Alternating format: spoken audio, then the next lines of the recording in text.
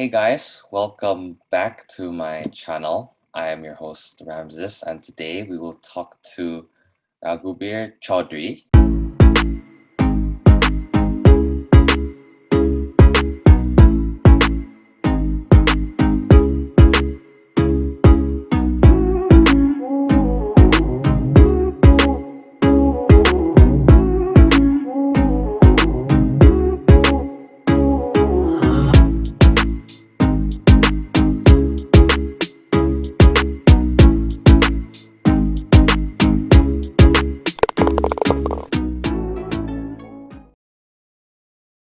Better known as Raghu, who played D3 golf at the College of Wooster. Welcome, Raghu. Yep. Thank you, Ramses, for having me here. Excited to be here to kind of share my journey with you, and hopefully that helps other aspiring athletes or golfers, Yeah, who aspire to go and play golf in the U.S., college golf in the U.S. Yeah. okay. So let's start off with you telling us a little bit about yourself. Yeah, sure. So I'm from India. I was born and brought up there on the east coast of India, a city called Calcutta. So a fun fact, the home club that I play at is called the Royal Calcutta Golf Club, which is the second oldest golf club in the world outside the St. Andrews. So a lot of people might or might not know that. So yeah, golf has been a big part of my life.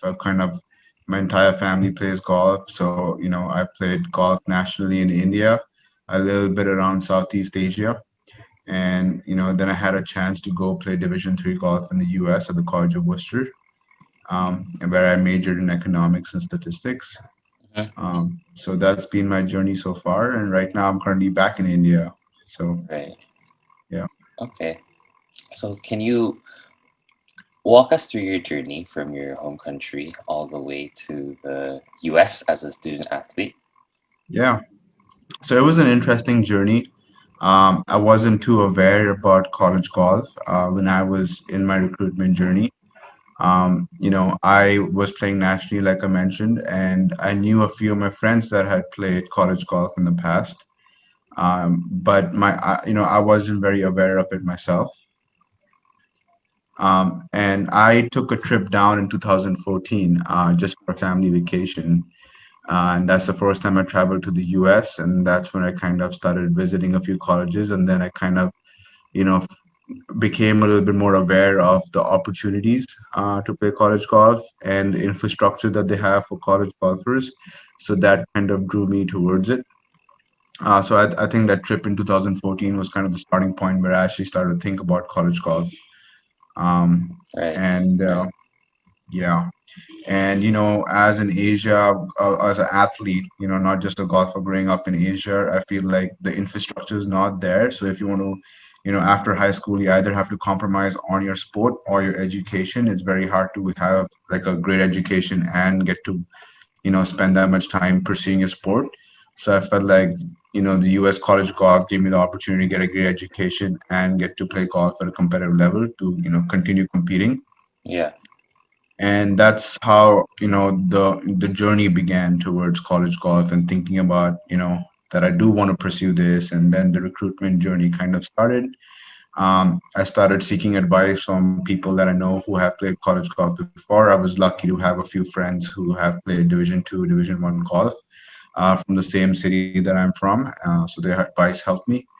And I think, from then onwards, I kind of researching schools, looking at scoring averages to see where I would kind of fit into the team, where my playing chances would be the best. And then I kind of started talking to coaches and reaching out to them based on that research. And, then it was all about having conversations with those coaches.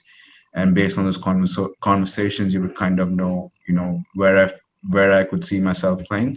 Worcester had great conversations with the Worcester coach, and I think he was very interested in me. He showed genuine interest in me. The program had good infrastructure, and it was a great education. Academically, it was a great school. So I think as a package, it really you know yeah, appealed to me. So that's how kind of my recruitment journey started in the US in 2014 and then evolved.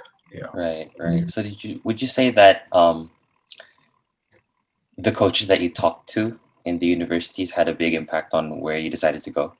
Yeah, of course. So I think because as Asian athletes, we don't get that many opportunities to go there and visit campuses or meet coaches personally. And also as recruits, the first point of contact, for that particular sport, especially golf, is the coach. He's the first person that you get in touch with. He's the one who kind of tells you, what, the details of the program and how they approach the game. So I think the coach conversations that I had, I think that was a big factor in me, because Yeah, I'm moving away 9,000 miles away from home to pursue education and golf. So I think the coach made me feel comfortable. He showed genuine interest. It made me feel that my playing opportunities would be good there and that he would be supportive of me for those 4 years. yeah. Right, right. Uh, how would you describe the golfing opportunities and experiences in India? So I would say India is, I think it's a great platform for budding golfers. I think, we have 11 to 12 tournaments a year, junior and amateur events, and those are all national events. Those are 4-day events with a 2-day cut in them. So it's very, very intense in the sense that it's, like almost, how like you see the pros play it on the PGA Tour, they play 4-day events. They're competing against the best, best pros around the world, and there's a 2-day cut, and it's a 4-day stroke play event. So that kind of intensity and pressure, and you have winning scores in India. While I was playing, that would go 14, 15 under par for 4 days. So the competition was very good. The top 10 players were all D1 level players, top 20 D1 schools, and some of them did go on to play for big D1 schools. So the competition is very good. Obviously, the infrastructure is limited Yeah, since there's not that many public driving ranges or public golf courses, so you have to have access to a club for you to have the opportunity to pick up golf.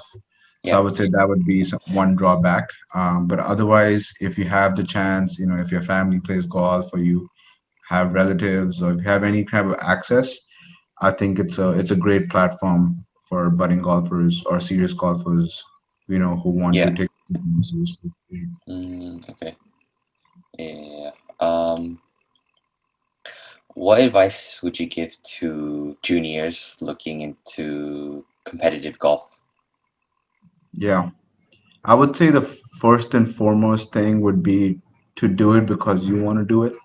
Yeah, I think we all picked up the game at some point because we loved and enjoyed playing the game. It wasn't because we were instantly good at it, or because the parents kind of told us to do it or forced us to do it. I think we all enjoyed it as kids, and that's why we picked it up and decided to practice, yeah, play, and become. And that's why we became, reach some type of level in the first place. So I think it's very easy to lose that as you improve and go along the way and you start to compete. You kind of sometimes lose that, but I think it's important for them to remind themselves that to work hard and be committed, but not forget the reason why they fell in love with the game in the first place. So yeah, always do it for themselves, not because they're competing against any other player, or or to for their family. It's for themselves. yeah, And I think that's something is a message, no matter what level they go, whether they go on to play professional golf or beyond that. I think that should be, um, that they should stick on to that key message there, I would say. Yeah. right. So doing things because you want to and not because anyone else is telling you to do it. Yeah. Yeah. Hmm. Yeah. So when did you realize that you wanted to take upon golf seriously and at a college level? Yeah. So I kind of had a different kind of phase that I went through. So to give you a small background, I started playing golf when I was 7 or 8 years old. Because my family played it. My elder brother, he was a really good junior golfer as well, so I kind of picked up after him. in between, I left golf to play cricket, which is a big sport in India. Yeah. So I played 2, 3 years of cricket, and I didn't touch a golf club for those 2 or 3 years. And then when I came back when I was 14, I picked golf back up again. And then I started kind of seeing some improvements because I competed in some tournaments and had some good finishes, against a strong field. And that kind of gave me confidence that I have the ability. And the second thing that about, cricket was a team sport, whereas golf was an individual sport. I could just rely on myself versus trying to like be picked for a team every time. Yeah. So that's when I started really getting serious. Once I started came back from cricket and started playing golf again, and then I started performing well in the national events. Then I started, believing that I have some potential, and then I started, committing myself to the game a little bit more, practicing harder, and I feel like, I was playing amateur golf in India at the age of 15 or 16. So I was playing the junior tour and the amateur tour at the same time. So I think I had a lot of experience under my belt before going to college golf. Uh, I felt like I was well prepared for college golf, um, because college golf just a different type of environment. I was used to being playing individual 4-day stroke play events with a halfway cut in them, and college golf does not have a cut, and you're a part of a team. Right. Yeah. So it's the environment was different, but college golf you can be a little bit more aggressive, uh, and you have to be a little bit mindful of what's happening in the team as well because it's just not you. Your score, how you play, your body language affects the overall team at the end of the day. So that was a big adjustment, playing for yourself versus having a bigger goal in mind. Yeah. But I think what college golf taught me was to really score in the sense that sometimes I could be having a bad day. Say I'm shooting like a 78, 79, 80. I'm on 14 holes in and I'm already kind of out. But because I'm the fourth score that is being counted for that day, which is going to contribute to the overall team score, I still have to give it my best for the last 4 or 5 holes so that I can be the fourth score to be counted, so that I can give my team a better chance of, beating some other teams, maybe like finishing fourth instead of fifth or sixth. Um, and I think that's a mentality of, never giving up during the round, and always fighting for your team and always just trying to come up with a good score, even if you have a bad day. It's somehow grinding a score out. So I think college golf taught me grit and how to grind. If I'm not hitting the ball well, somehow figure out a way to come up, get a score on the board for my team. So Right. So in college golf, is it mostly like everyone on the team and you count all the scores together and then the lowest score overall? so usually how it went in my division or conference, it was five. So you have 5 players picked for that particular tournament, and the best four scores counted each day. Right. So if you had a 3-day event, the best four scores each day. So like say you shot 72, 74, and then someone shot 75, 76, and the third person shot 80. Only the first best four scores are counted Oh, for okay. that day. And then every day, the best four scores are counted, and it's overall stroke play. Yeah. Yeah. Okay. So that's how it kind of went. So even if you had a bad day, but if you're in the playing squad, in a stroke play tournament, if you have a bad day, you're kind of out of the tournament. But for a college tournament, you have to come back the next day and see if you can still get a good score and help the team. Okay. So that Yeah. was a yeah, That's the difference. yeah. That's something that I felt. Yeah. So what tournaments did you play in India and outside of India as well? hmm I majorly just played tournaments in India. Okay. So I played all the national events, which have the Indian Golf Union events. So how it was broken down, I would have about 10 or 11 junior events and then 10 or 11 amateur events a year. Um, Out of which 5 of those are what we used to call zonal events. So zonal events are like, like the 5 majors you can say of that calendar. So you would have the Northern India, Eastern India, Western India, and Southern India, and then you would have the All India. So these were the 5 zonals which would carry extra weightage and extra points. So if you performed well, you would, if you finished 20th in All India, you would get 10 15 points extra for, instead of finishing 20th in a normal event. So I played majorly those, which was good competition. Two of those tournaments, the Eastern India and the All India, they were like first 2 days stroke play and then match play from then onwards. So the top 32 would qualify for match play, or the top 64 would, and then you would play knockouts, and then the finals would be 36 holes. Mm. So it was like the USAM format. So I think that was pretty cool because I don't think a lot of tournaments in Asia have that. Um, Yeah. so that was pretty cool. And around Asia, I played a few Albatross events in Thailand. Hmm. So I That's think it cool. was majorly centered around those events. Yeah. Yeah. Um, how was your college experience? hmm As just in general, as a student athlete or golf Uh, specific. I would say, in the point of view of a student athlete and as a student. hmm Yeah. I would say being a student athlete, you always lead a different life than regular students in the US. Obviously, you have your own schedule, you have different responsibilities. I would, just my personal experience was, I think, incredible. I think if you have a chance to be a student athlete for 4 years, I think you should definitely take up the offer because you learn a lot. I think adjusting was very easy because your golf, your team members become your first family from the minute you enter campus as a freshman. You have a great support system with your coaches and assistant coaches, but your schedule can get hectic sometimes. So being a student athlete, you have to really manage time Yeah. because your schedule is pretty packed. Like, you're going to get up in the morning, you're probably going to do like a small workout 3 times a week, and then you would have classes during the day, and then you would kind of eat a quick lunch and then head to practice, which would be hitting ball, short game, playing 9 holes. And sometimes during the week, you play qualifiers to make the spot for the weekend team. Right. So, my team had about 11 players, and some tournaments we would only send five, or some tournaments you would send an A and B team. So we would be playing qualifiers middle of the week to kind of determine who's going to fill up the last three spots on the A team. So you're kind of grinding it out during the week as well, and then you're grinding it out on the tournament days as well. So that's Do you how it want kind to of, play on the A team? Is that like? yeah, of course, yeah, because A team has the higher chances of winning tournaments. Oh, okay.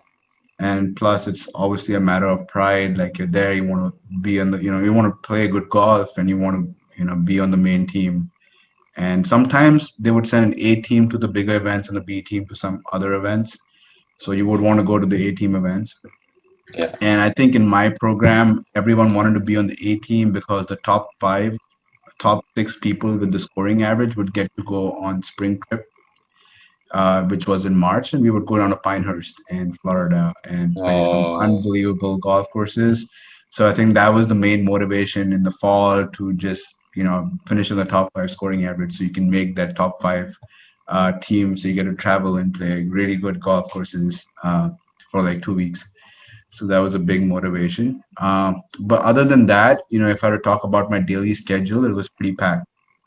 So like I said, sometimes yeah. workouts in the morning, classes during the day, quick lunch, practice, and then you would come back, eat dinner by 5:36 in the evening, and then you would hit the library. So I would be in the library till 11:30, 12, and then it would be kind of back to, Yeah. the alarm would go off again at 6:37 in the morning, and you're back on that same grind. And then weekends, depending on if you have, sometimes I would have exams on Monday, so I would have to study on the weekends while I'm playing tournaments. So I would always have Oh, my computer with me at all times, so I could be studying in the hotel room after my rounds. I would be studying in the minivan while driving to a tournament. You're writing a paper, you're doing, there's always something or the other going on. So, I would also try and get some work done in between classes. If I get like an hour break between two classes, I would try and get my work done oh, okay. so that I don't have to stay up too late in the library afterwards. So it was just managing your priorities and, Yeah. make sure you do, you finish your work and then you can. But at a Division 3 program, I was very lucky that my coaches were understanding that academics is also hard at the school I was in. So if I did have, a big exam coming up and I needed some extra time to prepare, he would be understanding of that and would give me like, instead of me playing 9 holes, he could just tell me to have a range day where I could Yeah. just hit balls for 30, 40 minutes and go and do my work. Mm-hmm. I Yeah. see. I see. Uh, sorry.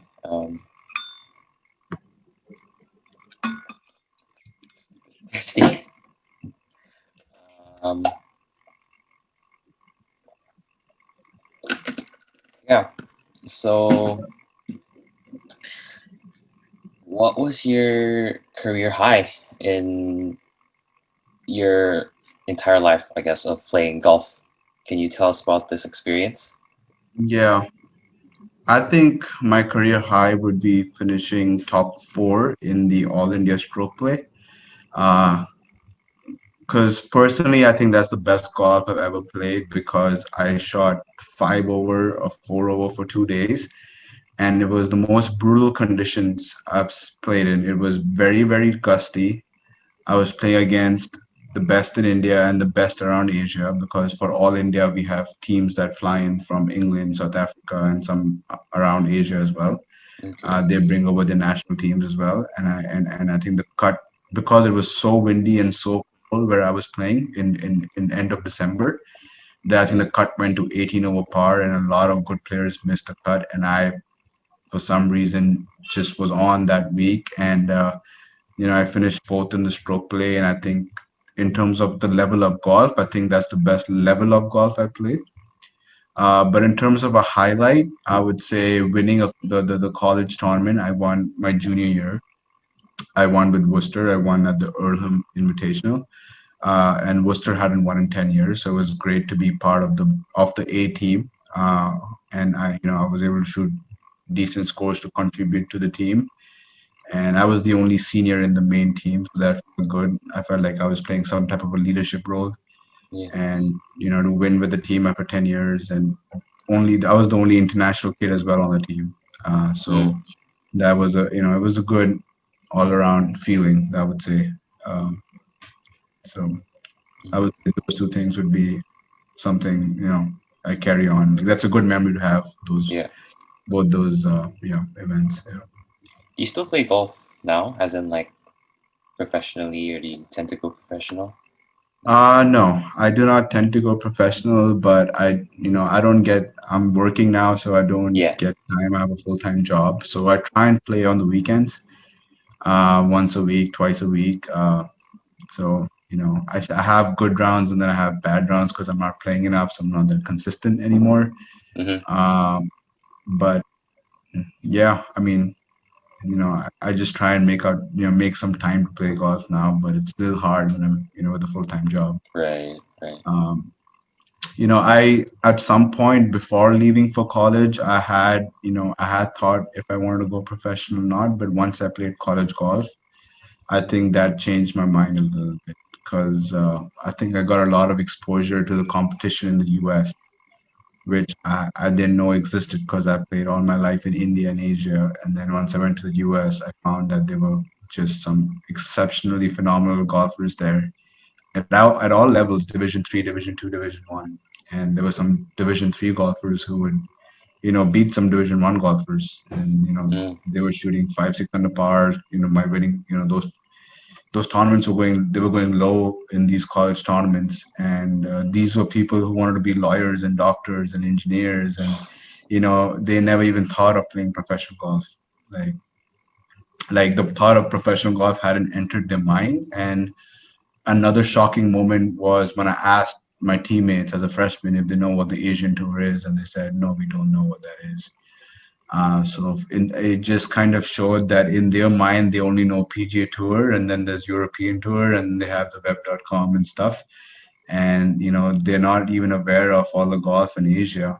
So I think they're operating at such a high level that if they think that they cannot make the PGA Tour, then they think there's no point playing professional golf, so they go for like a Division 3 or a Division 2 where they can get a good academic program and yeah. just compete for another 4 years. And I think that's a perspective I never had, and I never thought of it that way until I met them, once I found out that they don't even know what exists apart from the PGA and the European Tour. Yeah. So by the time they're 15 or 16, if they're not shooting those scores to be on a PGA Tour, they pretty much make a decision then, I'm just going to go play college golf versus.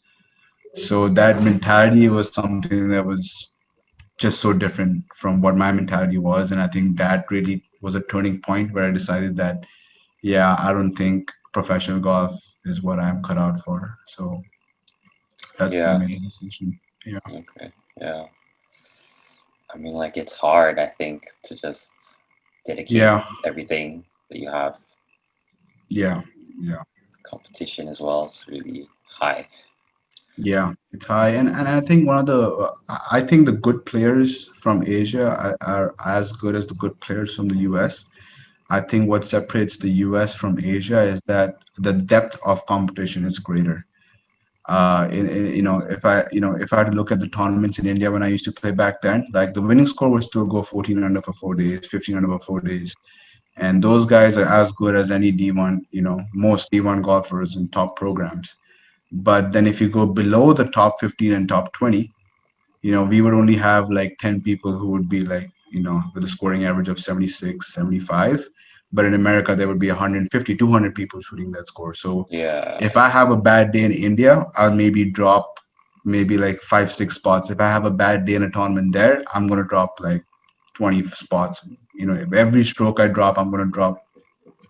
So the depth of the competition is a lot more. Right. Right. Right. So I that's totally one get thing. that. Yeah. Yeah. Hmm. Has anyone been your source of inspiration or motivation across these years? Yeah, I think I'm gonna say this, and I think every kid says the same thing. I mean, for me, it's always been Tiger Woods. He's Yeah. the one who attracted me to the game, and he continues to do so throughout the years when he comes back from injuries and wins. His 2019 Masters win, it just blew my mind that someone can do that. So as an athlete, I look up to him and Michael Jordan. Yeah. So those two. But on a personal level, I felt like I've had the privilege to grow up with some really good players around me who have gone on to play European Tour golf, PGA Tour golf, and I have a friend as well he's a winner on the Asian Tour. So I think growing up in that environment and seeing people that I play and practice with on a or used to play and practice with on a daily basis that they have done well in their careers and are playing in the big leagues. I think that has always been inspirational to me that these are the same people with the same facilities and the same infrastructure as I do, and they've been able to make something out of it. So I think that's been inspirational throughout my junior days and amateur days that I had the privilege to be seeing their work ethic every day, and Right. now kind of tracking their progress in their careers. I get to see them on TV, which is pretty cool, and get to kind of track their progress, which is awesome. Yeah, It's awesome. Yeah. yeah, Uh, what are some life lessons that you have learned from playing golf? yeah. I think I'm still young and I'm still learning life lessons as I go along the way. But Yeah. I would say so far, I think what golf's given me is perspective. Sometimes maybe I took it for granted that golf is just a part of my life, and I took that for granted. But once I took a little bit of a break from it, once I have a full-time job, then you kind of realize how privileged you are to be able to play the sport. And I think it's given me perspective that it's a special thing to have in your life.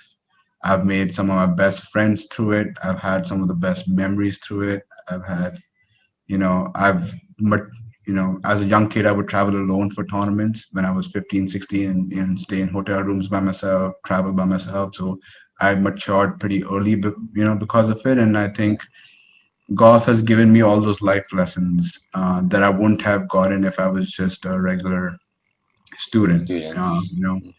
And yeah, I think that's basically it's given me perspective that I'm lucky to have it in my life, and that it's not just something that's given to me. It's like and I should not take it for granted. Yeah. And I think that perspective is, I think that's something, and I hope I can continue to feel, keep it that way and enjoy it and play. Hopefully, I get to play as more golf as I go along. Yeah, Yeah. I hope you could also play some more golf. yeah, yeah, yeah. um.